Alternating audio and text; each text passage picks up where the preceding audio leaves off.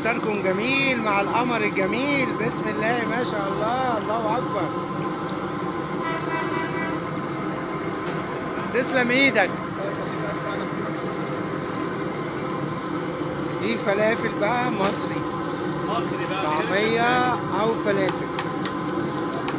القاهرة بيقولوا عليها طعمية، اسكندرية بيقولوا عليها فلافل.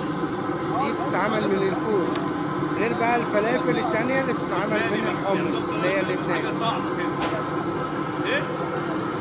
فطاركم حلو ان شاء الله.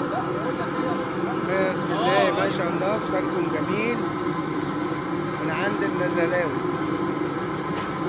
النزاوي.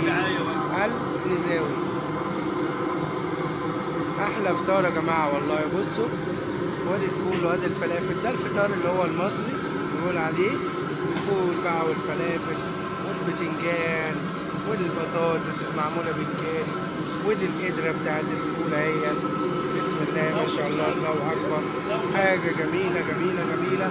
ده الفطار المصري، كله بيحب الفطار المصري. ودي الفلافل بقى اللي بيموتوا فيها بقى. كل المصريين بياكلوا فلافل او طعميه. ما شاء الله. تسلم ايده الغالي، الله ينور عليه.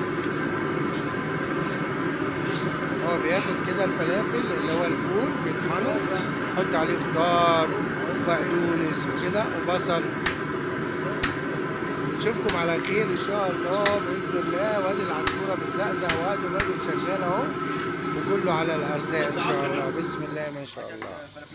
السلام عليكم ورحمه الله وبركاته. تسلم ايدك يا غالي.